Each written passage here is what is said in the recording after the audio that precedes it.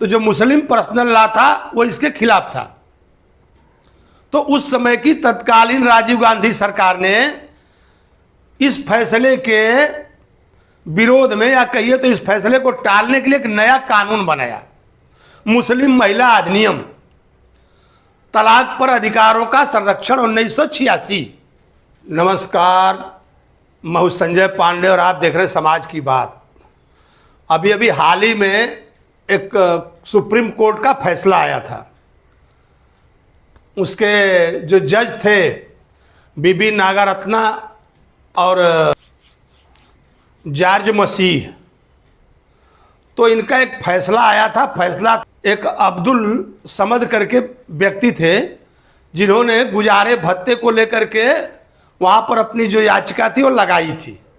और हुआ क्या था कि उनकी पत्नी ने धारा 125 सीआरपीसी के तहत उनके ऊपर तलाक के बाद गुजारे भत्ते के लिए केस किया था।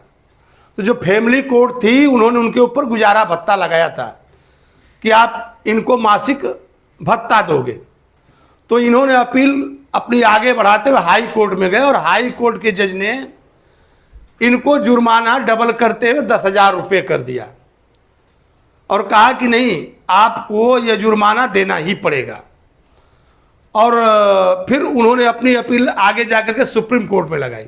तो सुप्रीम कोर्ट का अभी अभी हमने आपसे बताया कि जो जज थे उनका अभी अभी फैसला आया कि भत्ता आपको 20,000 रुपया प्रति माह उस औरत को देना पड़ेगा। तो ये तो हुई अभी नई नई कहानी जो अभी अभी की केस है। और मैं आपको कुछ पीछे लिए चलता हूँ, क्योंकि ये केस इसके लिए ज़रूरी हो जाता है क्योंकि अब्दुल समद ने कोर्ट में यह कहा कि जो धारा सीआरपीसी की 125 है वो इस्लामिक कानून के हिसाब से सही नहीं ठहरती है, क्योंकि हमारे में ऐसा है नहीं।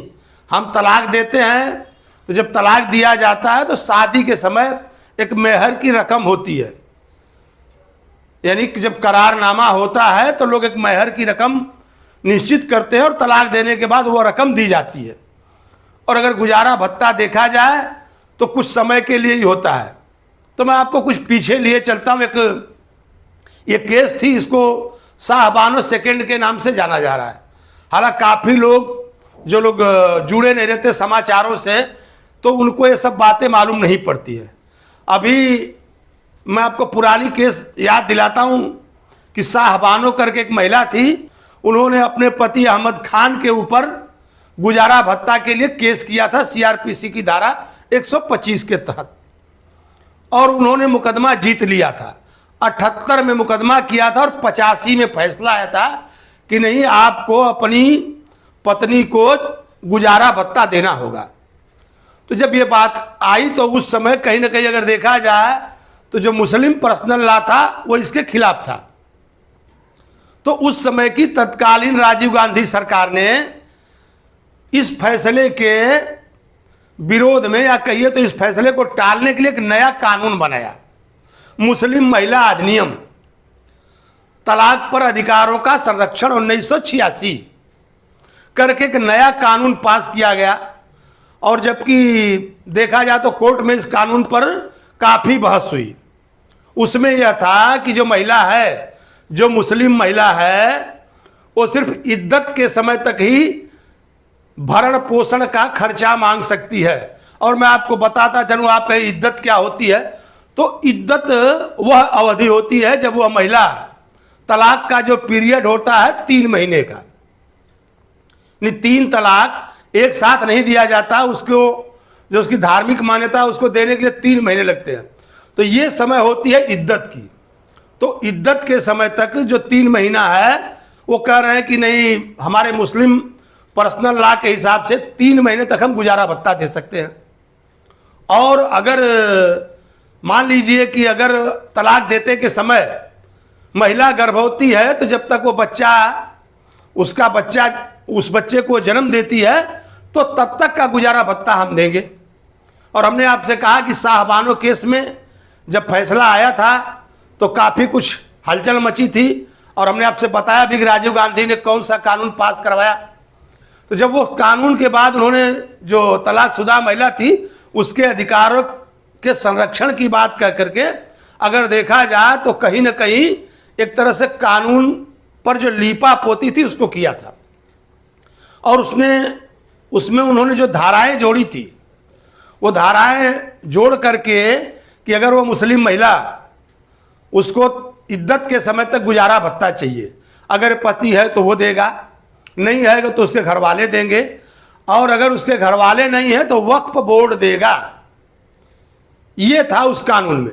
लेकिन अभी अभी जो हमने आपसे बताया कि जस्टिस नागरत्ना ने जो फैसला दिया कि नहीं, उनको 20,000 रुपये मासिक गुजारा भत्ता देना पड़ेगा, और वो बार बार कहते रहे कि यह कानून हमारे ऊपर लागू नहीं होता है।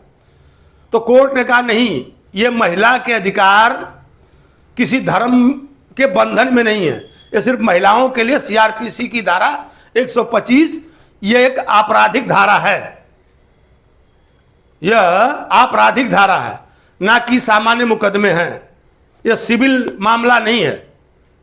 इसलिए अगर कोई महिला इस पर भरण पोषण का मांगती है तो संबंधित व्यक्ति को भत्ता देना पड़ेगा। तो अब कहीं न कहीं मुस्लिम महिलाएं सीआरपीसी की जो आपराधिक धारा उसके 125 के तहत इस मसले को हमेशा कोर्ट में लेकर के जाएंगे, और कहीं ना कहीं जो बाकी पुरुष हैं अगर वो चाहेंगे कि नहीं, इसको पर्सनल लॉ या तो जो 1986 का कानून है इद्दत वाला, तलाक पर अधिकारों का संरक्षण वाला, उसके तहत ले जाएं, लेकिन ऐसा होता दिख नहीं रहा है। तो आखिर ये जजों की मंशा क्या है?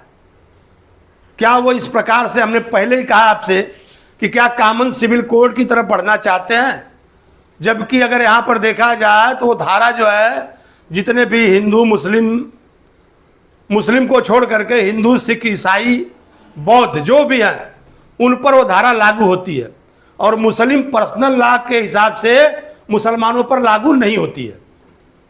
तो इसी बात की बहस चल रही है, जबकि अगर देखा जाए तो अब की बार जो फैसला आया है इस पर इतना कोई इसका कड़ा विरोध हुआ नहीं, इसका इतना कोई कड़ा विरोध नहीं हुआ। तो क्या देखा जाए, क्या लग रहा है कि अब मैं बार बार कह रहा हूं कि क्या यूसीसी की तरफ, कॉमन सिविल कोड की तरफ लोग बढ़ रहे हैं और इसकी स्वीकार्यता बढ़ती जा रही है, क्योंकि अब की बार किसी इस्लामिक संगठन ने भी इसका कोई पुरजोर विरोध नहीं किया।